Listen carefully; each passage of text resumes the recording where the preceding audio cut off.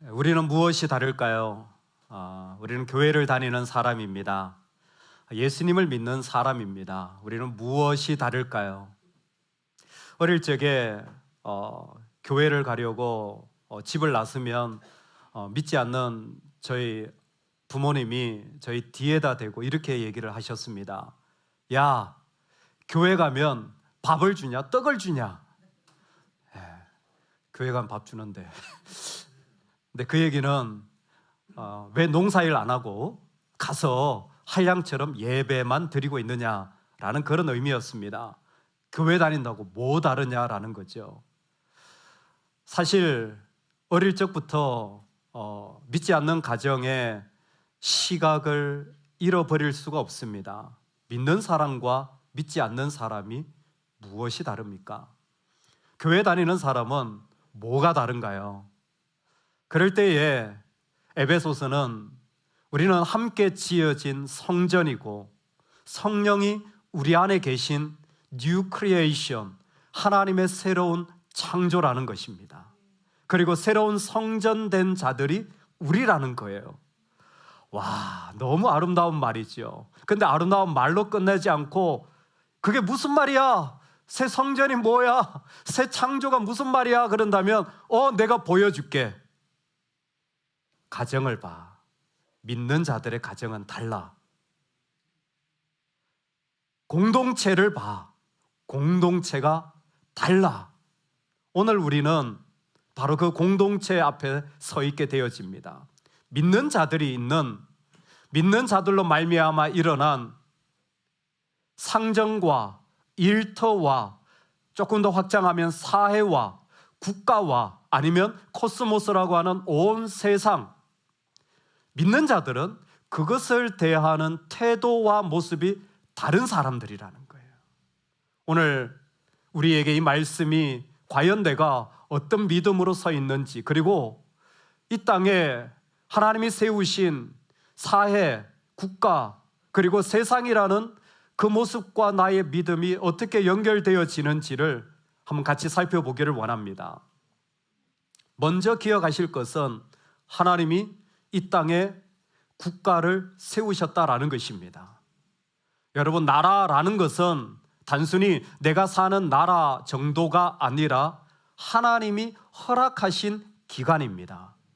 하나님은 그 국가에 하나님의 권세를 위임하셨고 그 권세를 가지고 이 땅을 다스리도록 이 땅에 위임한 조직이 국가입니다. 그래서 국가에는 칼의 권세가 있다고 설명되어집니다. 하나님이 국가에게 칼을 주신 거예요. 그래서 군대를 가지고 아니면 칼의 힘을 가지고 법을 통하여 백성들의 생명과 생명을 존중하는 일들이 국가의 테두리 안에 일어나도록, 그리고 그들의 재산과 자유가 보호되어지도록 칼의 권세를 하나님은 국가에 위임해 주신 것입니다. 이 칼의 권세라는 것은 아담과 하와가 에덴 동산에서 타락하고 그들이 동산에서 쫓겨났을 때에 하나님은 자신의 천사를 그곳에 보내어서 그 에덴 동산을 지키게 하는데 그 천사가 불의 칼을 가지고 그 에덴 동산 입구를 지키게 되어집니다. 그건 다른 게 아니라 하나님이 칼의 권세를 가지고 그 동산이 지켜져야 함을 위임해 준 예입니다. 오늘 국가는 하나님이 주신 권세를 가지고 이 땅에 백성들을 생명을, 그들의 자유와 그들의 재산을 지켜나가도록 위임받은 단체입니다. 아무도 아멘을 안 하시네요. 하여튼 그렇습니다. 교회에 칼의 권세를 줬다면, 국가에 칼의 권세를 줬다면 교회에는 열쇠의 권세를 줬습니다. 교회에 칼의 권세를 주지 않았습니다. 교회는 오직 십자가만 주었어요. 그래서 교회가 힘을 가지거나 군대를 가지는 것은 기독교가 아닙니다. 오직 십자가입니다. 교회가 어떤 일을 하려고 할 때 힘을 가지고 한다면 그것은 하나님의 방식이 아닙니다. 오히려 힘을 내려놓아야 하는 것이 기독교 방식입니다. 열쇠의 권세라는 것은 천국의 권세를 말하는 것이죠. 국가가 법을 통하여 국민의 생명을 존중하는 위임을 받았다면 교회는 말씀과 성례라는 방법을 통하여 하나님의 열쇠가 그 가운데 이루어지도록, 하나님의 통치가 이루어지도록 그 열쇠를 허락해 주신 거예요. 그래서 교회는 말씀을 선포하고 예배 가운데 성례가 집행되어져서 세례와 그리고 장례와 주님의 이름으로 행하여지는 일들은 교회의 권세입니다. 예배와 찬양과 그리고 성례는 교회가 결정해야지 세상 법이 결정하면 안 됩니다. 마찬가지로 칼의 권세를 교회가 가져서는 안 됩니다. 하나님은 각자에게 각자에 맞는 분량을 허락해 주셨습니다. 참 합리적인 말씀 같지만 국가에 하나님의 권세를 주셨고 교회에 하나님의 권세를 주셨다고 했을 때 사실 많은 사람들은 이게 불편합니다. 내 위에 권세가 있다는 것 자체가 썩 기분 좋지 않기 때문입니다.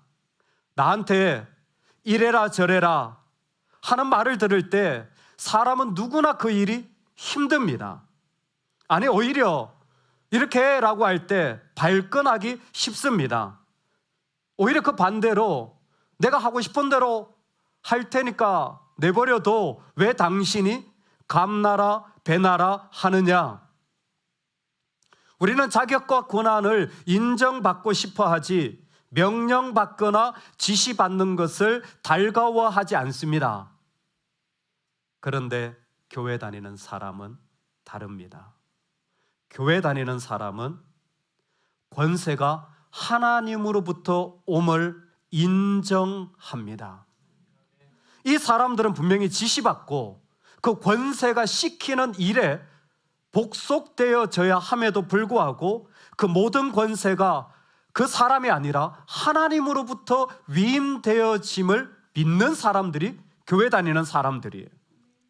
각 사람은 위에 있는 권세들에게 복종하라. 권세는 하나님으로부터 나지 않음이 없나니 모든 권세는 다 하나님께서 정하신 바 그러므로 권세를 거스리는 자는 하나님의 명을 거스림이니 거스리는 자들은 심판을 자취하리라.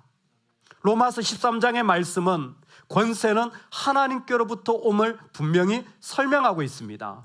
동시에 베드로 전서의 이 말씀을 한번 들어보시겠습니까? 인간의 모든 제도를 주를 위하여 순종하라. 즉 하나님이 인간의 모든 제도를 만드신 이것을 허락하셨는데 그것은 그 제도가 옳거나 정당하거나 정의롭기 때문이 아니라 주님이 허락하셨기 때문에 인간의 제도에 순종하는 이유는 온 우주의 권세를 가지신 분이 누구인지를 증언하는 수단이기 때문에 그 권세에 순종하는 것입니다. 그것이 바로 우리예요. 여러분 마태복음 28장 너무 많은 분들이 알고 있습니다. 너희는 가서 모든 족속으로 제자를 삼아 아버지 아들과 성령의 이름으로 다 증인이 되라는 말씀이죠. 여러분 그 출발점을 아십니까? 하늘과 땅의 모든 권세를 내게 주셨으니. 즉 예수님이 그 증인의 삶을 출발하는 게 무엇이냐면 하나님이 예수 그리스도에게 그 모든 권세를 위임해 주셨다라는 거예요. 여러분 그게 우리입니다. 그걸 아는 사람이 바로 증인이에요. 제자는 어떤 사람이냐? 예수 믿는 사람은 어떤 사람이냐? 하나님의 권세가 예수 그리스도에게 위임되어졌고 예수 그리스도의 권세가 국가에 위임되어진 거예요. 예수 그리스도의 권세가 교회에 위임되어진 거예요. 교회를 통하여 하나님은 목회자를 세우시는데 주의 종이라고 합니다. 그 사람이 올바라서가 아니에요. 주님이 그 사람의 권세를 위임해 준 거예요. 가장이 올바라서가 아니에요. 남편을 케팔라라고 말하는 것은 그 사람이 의로운 사람이 아니라 그 권위를 인정하라는 것입니다. 주님이 주님의 권위를 남편에게, 아내에게 나누어 줬다는 거예요. 자녀에게 나누어 줬다라는 것입니다. 그 정인됨이 우리인 거예요. 이 세상에는 예수 그리스도를 왕으로 인정하지 않는 분들도 있습니다. 아마 그분들에게는 국가가 하나님으로부터, 남편이 하나님으로부터, 교회가 하나님으로부터 권세를 위임받았다는 말이 전혀 마음에 와닿지 않을 것입니다. 하지만 우리는 아닙니다. 우리는 그 권세를 인정하지 않을 때 그리스도에 대한 반역이고 하나님에 대한 저주라고까지 말할 수 있는 장면이 바로 이 부분입니다. 다윗은 자신을 죽이려고 하는 사울 왕과의 갈등 속에서 사울이 자신을 죽이려고 할 때에 그 권세의 부당함을 알고 있음에도 불구하고 하나님이 기름 부으신 왕이기 때문에 그를 저주하지 않습니다. 사울이 옳다라는 말이 아닙니다. 다윗은 하나님이 세우신 권위를 존중하고 싶었던 것입니다. 그래서 다윗은 창을 던지지 않고 하프를 연주합니다. 우리가 이 땅을 살아갈 때에 하나님의 권위를 인정하게 되면 창을 내려놓게 돼요. 하나님의 권위를 인정하는 자들은 창을 던지고 싶은데, 그 말을 다 폭로하고 싶은데, 그 일을 다 죽이고 싶은데 창을 내려놓는 거예요. 오히려 하프를 연주하는 것입니다.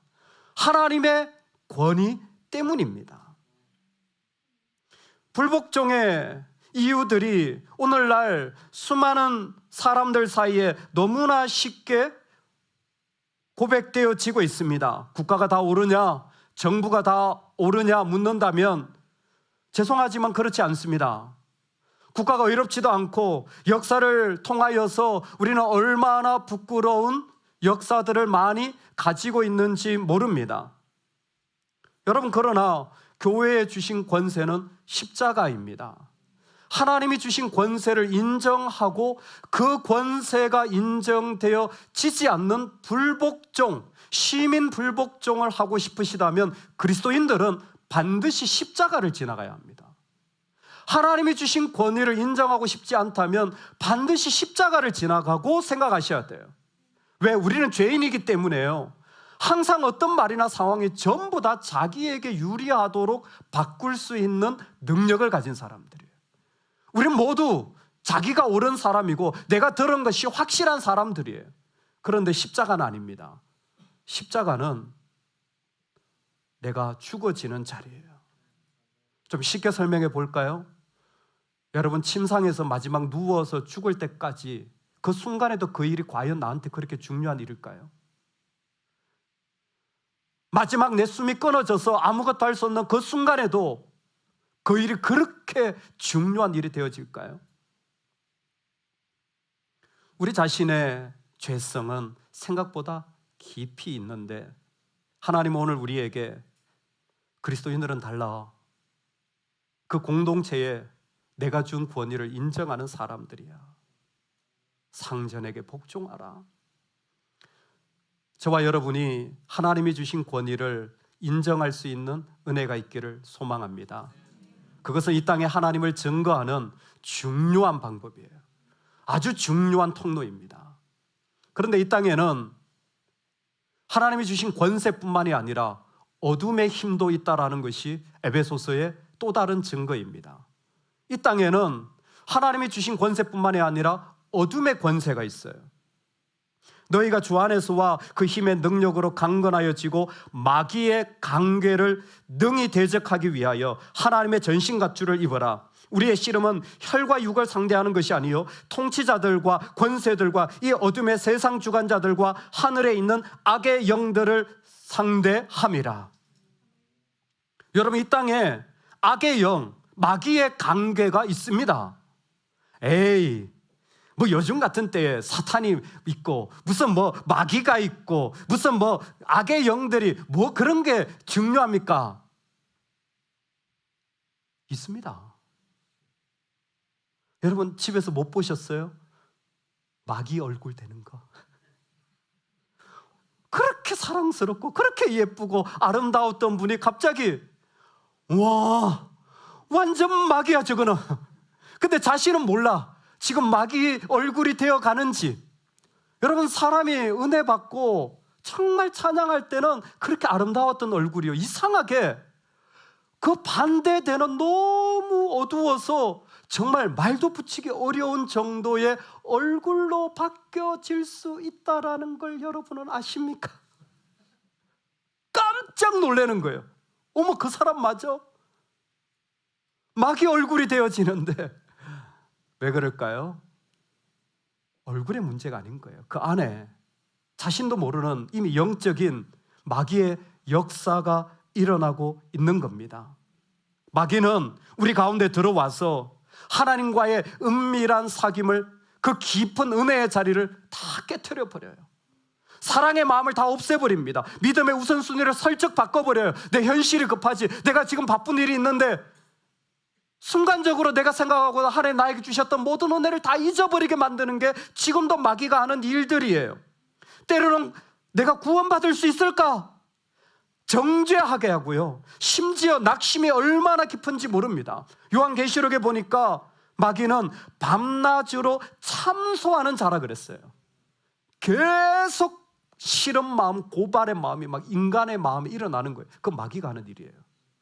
눈 뜨면 보기 싫은 거예요. 왜 저렇게 하지? 여러분, 가정에서 이런 마음이 든다면 마귀짓 하고 있는 줄로 믿으시기 바랍니다. 자식을 통해 눈만 뜨면 마음에 안 들어. 우리 아내는 왜 이걸 청소를 안 할까? 그 마귀예요, 마귀. 제가 웃으면서 얘기하지만요, 그 가정은 반드시 깨집니다. 왜 그럴까요? 마귀가 하나님 주신 축복을 다 깨트리고 있어요. 증상이 있습니다. 이 마귀가 활동을 하면요, 일단 기도가 멀어지기 시작해요. 하나님과 대화하는 게 불편해요. 두 번째, 말씀이 안 들립니다. 신기하게 그렇게 은혜 받던 사람이 말씀이 안 들려요. 이유는 한 가지예요. 마귀가 역사하고 있어서. 마귀가 역사하면요, 목자의 음성을 듣지 못하는 양이 되어져요. 세 번째로, 마귀가 역사하면요, 그 가운데 하나님의 나라와 멀어집니다. 공동체, 교회, 가정 이런 거 아무 상관없어요. 마귀가 하나님 나라와 아무 상관없이 멀어지는 현상이에요. 저는 에베소서 6장을 읽으면서 충격적인 이 말이 등장하는 게 정말 놀랍기만 합니다. 종들아, slaves, 노예들아. 우리는 이 말을 그냥 노예들이 있나 보다, 종이 있나 보다 라고 들려질지 모르겠지만, 종이라고 노예라고 불려지는 이 사람들의 삶은 결코 간단한 삶이 아닙니다. 여러분, 우리는 노예하면 어떤 피부의 색깔 때문에 노예가 된 것으로 생각하지만 당시 로마는 그렇지 않아요. 집이 가난하잖아요, 노예가 되어져요. 전쟁이 나잖아요, 노예가 되어져요. 재해가 일어나잖아요, 노예가 되어져요. 심지어 부모를 잘못 만나잖아요, 노예가 되어져요. 내 의지와 전혀 상관없이 수많은 사람들이 삶의 자리에 노예가 되어진 거예요. 노예의 삶은 이루 말할 수 없어요. 노예는 사람이 아닙니다. 소유물이기 때문에 주인이 바뀌잖아요, 이름이 바뀌어요. 주인 따라 이름이 바뀌어요. 이름이 없어요. 이름조차 없는 존재예요. 노예들은 조금 잘못하잖아요, 주인이 피부가 벗겨질 때까지 때려요. 그 살점이 뜯겨진다 할 때까지 그를 잔혹하게 형벌을 가하는 게 노예인데, 노예는 그게 아무 말을 못해요. 수많은 여자 노예들은 성폭행을 아무 때나 당해도 아무런 말도 하지 못하는, 수많은 남자 노예들이 그와 같은 일들을 당해도 신음소리 한번 내지 못하는 게 노예의 삶이에요. 죽어도 그 죽음조차 처리해 주지 않는 게 노예의 비참함이에요. 얼마나 이게 비참하고 울분이 터지는 일이었는지, BC 73년 예수님 오시기 바로 한 70년대 전에 그 유명한 로마의 글래디에이터의 그 검투사들의 난이 있었습니다. 한 70명이 견디지 못한 거예요. 몸에 안에 있는 울분이 막 터져 나온 거예요. 어떻게 인간을 이렇게 다룰 수가 있느냐. 70명이 시작한 난이요, 120만 명이 되어집니다. 수많은 사람들의 노예 가슴 속에 노예 하면 이루 말할 수 없는 치를 떠는 고통이 그 가운데 일어나는데, 종들아, 이 한마디가 사단의 밭입니다. 사단이 역사하는 밭이 있어요. 말이 있습니다. 모습이 있어요. 괜찮다가도 사단이 그 가운데 너 돈 못 벌었잖아. 갑자기 마음이 어려워지고 힘들어지는 거예요. 당신의 학벌이 뭐야? 생긴 게 왜 그래? 어디 출신이야? 색깔이 뭐야? 수많은 사단의 밭들이 곳곳에 있는데, 사단은 그때에 마귀의 계계, 6장에 좀 더 가면 마귀의 불화살이라고 했습니다. 불바다가 되어지는 거예요. 분노와 분냄이 가득해지는 자리들이 사람들마다 있는 거예요. 종들아. 어떤 사람에겐 상처고, 어떤 사람에겐 약함이고, 어떤 사람에겐 자녀고, 어떤 사람에겐 돈이고, 어떤 사람에겐 음란이고, 어떤 사람에겐 시험이고, 어떤 사람에게는 가정이고, 어떤 사람한테는 이 세상의 명예고, 어떤 사람한테는 자기의 자존심이고, 업적인 사람들이 있어요. 사단이 활동하기 쉬운 밭이 있습니다. 여러분 안에 사단의 밭은 무엇입니까? 여러분 안에 여러분의 마음을 다 움직이고 하나님의 은혜와 말씀조차 막아버리게 하는 사단의 밭은 무엇입니까? 역대 대통령 가운데 돌아가셨으니까 나눠도 될 것 같아요. 고 김대중 대통령이 그 정기에 보면 이런 얘기가 있어요. 이분이 정치를 하고 대통령직을 수행하면서 한 언론사가 정말 집요하게 비판을 하고, 표현을 보면 악랄할 정도로 계속 비난을 하는 거예요. 끝이 없는 거예요. 근데 그 정기에 보면 그 대통령은 한 번도 그 언론사를 밝히지 않고, 한 번도 그 언론사를 제재하지 않습니다.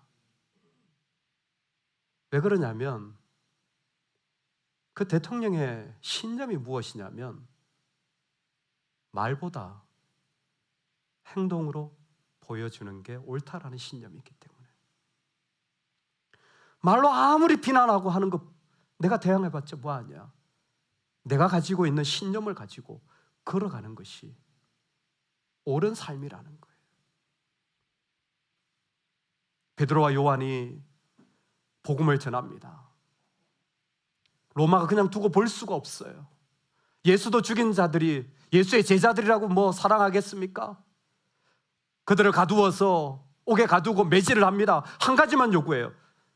예수를 말하지 마라. 그럼 풀어줄게. 너의 삶이 달라. 예수를 말하지 마라. 그때 베드로와 요한이 뭐라고 합니까? 사람의 말을 듣는 것이 하나님의 말 듣는 것보다 옳으냐. 여러분, 이 땅에 사단의 밭이 있어요. 종들아, 가슴이 무너져 내리고 너무 힘든 자리가 있다면, 여러분, 우린 그 자리에서 어둠의 힘이 있음을 분명히 인정하셔야 됩니다. 그리고 그 어둠의 힘 가운데 하나님의 말을 들을 수 있는 자가 되기를 주의 이름으로 축원합니다. 그 어둠의 힘이 우리 가정을 휩쓸고, 그 어둠의 힘이 우리 자녀를 휩쓸고, 그 어둠의 힘이 모든 공동체를 휩쓸고 나아가는 것이 사실이기 때문에, 종들아, 그 힘들고 고통스러운 그 한마디를 여전히 우리에게 주님 말씀하시는 거예요. 너는 어떠니? 그 자리에서 하나님이 들리니? 여전히 그런 말을 듣고도 꿋꿋이 부르심의 자리, 믿음의 자리 걸어갈 수 있니?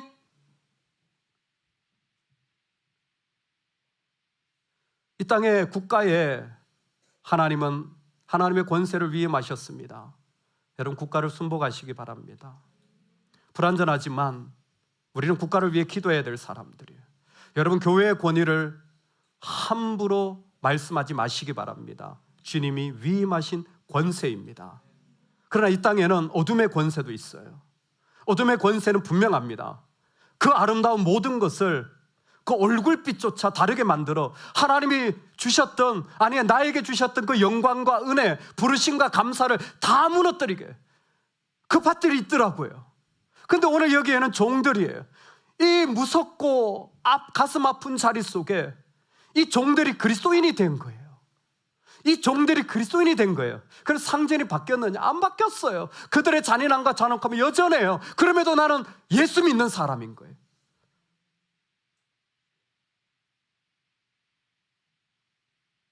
어둠의 권세가 있는 것 속에 우리 모두는 더 크신 주님이 계신 자가 되기를 주의 이름으로 축원합니다. 나에게 더 크신 주님이 계십니다. 이 땅에 세상에 준 힘도 있고 어둠의 힘도 있지만 나에게는 더 높은 권세가 있습니다. 더 크신 주님이 나에게 고백되어지기를 주의 이름으로 축원합니다. 종들아, 상전에게 복종하라. 여러분, 이 이미지를 그려보면 이와 같아요. 상전, 그 숭악한 상전은 마치 자녀가 부모에게 대하는 것과 같은 순종과 같은 모습이고, 자녀가 부모에게 대하는 모습은 마치 부모를 공경하라, 인간인데도 하나님께 예배하라는 그 단어를 공경으로 바꾸어가지고 부모를 어떻게 대해야 될지 그리스도인이 다른 거예요. 지금 무슨 얘기입니까? 오늘 계속해서 반복합니다. 주께 하듯 하라, 그리스도께 하듯 하라, 그리스도의 종이 되라. 너는 주께 받은 자들이다. 하나님 앞에 주께 하듯 하라는 말씀을 계속해서 반복하시는 거예요. 왜 이와 같은 말씀을 반복하시는 겁니까? 기억해라, 그보다 더 높으신 주님의 권위가 있다. 나의 상전이지만 그 상전보다 더 큰 그 상전을 대하면서 하늘에 계신 주인을 기억하는 거예요. 그래서 더 크신 주님이 있는 성도들은요, 이와 같은 삶을 살아갑니다. 두렵고 떨립니다. 사람이 아니에요. 주님이 계시기 때문에 두렵고 떨림입니다. 종들아, 두려워하고 떨며 성실한 마음으로 육체의 상전에게 순종하기를 그리스도께 하듯 하라. 눈가림만 하지 말고 기쁘게 하는 자처럼 정말 진심으로 그렇게 섬기라. 주께 하듯 그렇게 섬겨라. 주께로 받은 그대로 네가 그렇게 다 받게 될 거다, 주님으로부터. 근데 핵심은 무엇이냐면 두렵고 떨림이라는 거예요. 두렵고 떨림으로 그렇게 상전을 대하라는 거예요. 여러분, 이 두렵고 떨림 어디 나온지 아세요? 빌립보서 2장에 두렵고 떨림으로 너희 구원을 이루라. 이 모습은 구원을 이루어가는 모습이에요. 그러니까 상전이 대단한 사람이라서가 아니에요. 그 위에 더 크신 주님이 계시기 때문에 난 두렵고 떨리는 거예요. 내가 하는 그 자리 속에 내 주님이 계시기 때문에 난 두렵고 떨리는 거예요. 난 넘어오라. 그럴 수가 없어요. 예수 믿는 사람이라면 내가 이렇게 해도 되나? 두렵고 떨리는 거예요. 혹여라도 그렇게 했더라도 회개하는 거예요. 내가 이렇게 말해도 되나? 내가 이런 모습으로 서도 되나? 내가 이런 생각을 해도 되나? 두렵고 떨리는 거예요. 더 크신 주님이 그 가운데 계심으로 말미암아 그 주님의 음성이 나보다 더 크게 들리는 거예요. 그래서 이스라엘 백성에게 신명기 6장에 쉐마 이스라엘, 이스라엘아 들어라. 여러분, 순종은요, 들음에서부터 나오는 거예요. 순종하라고 해서 안 됩니다. 들려지면 순종하는 거예요. 근데 주님이 들려지는 사람들, 주님이 내 목소리보다 더 큰 사람들, 주님이 내 상황보다 더 크신 분들, 주님이 나의 의견보다 더 크신 분으로 나에게 말씀하시는 것이 들려서 그 주님이 들려질 때 비로소 그는 더 큰 권위를 가진 자가 되어지는 것입니다. 양은 목자의 음성을 들으며 살아갑니다. 저는 해보니까 잘 모르겠는데 안 들리던데요. 주님이 뭐라고 말씀하시는지 저한테 별로 다가오지 않던데요. 낮추시면 들립니다.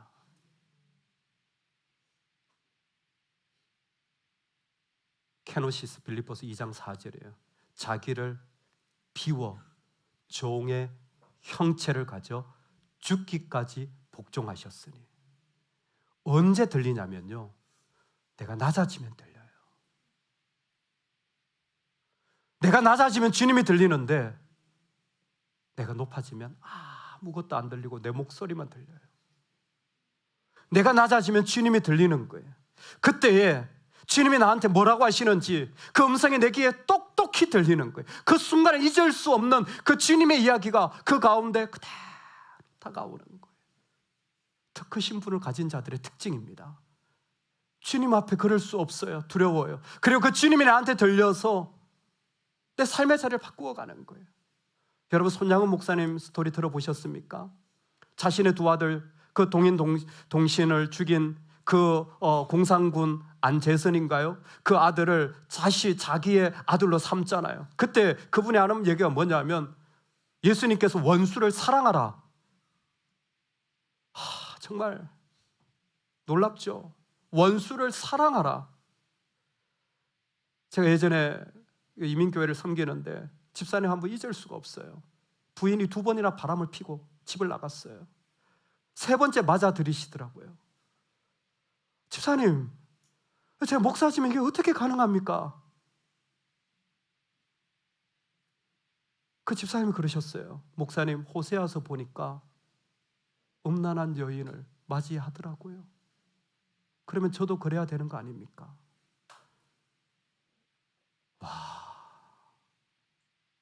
손양은 목사님이 말씀을 따라 그 아들을 입양하여서 그 자기 아들을 죽인 그 아이를 입양하여 양자로 키우게 되는 거죠. 내 아픔보다 주님의 권위가 큰 거잖아요. 근데 그 동인 동신 밑에 동권이라고, 그 손동권 권사님이 생존하신 분인데 그분의 간증에 보면 이런 얘기가 나와요. 여기까지는 제가 책으로 읽었는데 그분이 간증하면서 우리 집에 사실 더 큰 일은 그게 아니었다라는 거예요. 그것도 정말 어려운 일이었는데 그 전에 무슨 일이 있었냐면 손양원 목사님이 신사참배를 반대를 강하게 하셨대요. 일본이 그 황제를, 왕을 신으로 숭배, 카미 하잖아요. 그런 숭배를 요구할 때 하나님 앞에 그럴 수는 없다. 두려운 마음으로 그걸 반대한 거예요. 이 반대한 결과가 뭐였냐면 온 가족을 다 찢어버린 거예요. 자기 기억에 어릴 때 그 첫째 오빠인 동인 오빠가 자기를 데리고 어디 가서 이렇게 울면서 던져놓고 간 게 아직도 선명하대요. 그게 뭐냐니까 가족이 있을 수가 없어서 자기 동생을 이 오빠가 고아원에다 버리고 오는 거예요. 그러니까 오빠는 막 너무 가슴이 찢어지는 거예요. 동생을 버리고 와야 돼. 근데 동생 어리니까 잘 몰라요. 그냥 그런가 보다 하고 있는데 나중에 보니까 자기 고아원에 버림당한 거예요. 가족이 있을 수가 없이 다 뿔뿔이 흩어진 거예요. 근데 손 목사님 매일 가정 예배를 드리는데 그날, 그 아픔이 있는 날 불렀던 찬양을 기억한대요. 환난과 핍박 중에도 성도는 신앙 지켰네. 이 신앙 생각할 때에 기쁨이 충만하도다.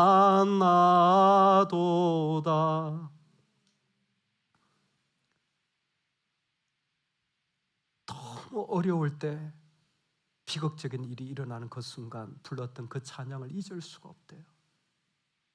환난과 핍박이. 놀라운 것은 제가 자료를 찾다가 그 두 아들 동인 동신이 죽임 당하는 그 순간에 그 순간을 본 사람들이 증언하기를 두 사람이 찬양을 했대요. 어떤 찬양일까요? 환난과 핍박 중에도 성도는 신앙 지켰네. 이 신앙 생각할 때에 기쁨이 충만하도다. 들려진 거죠.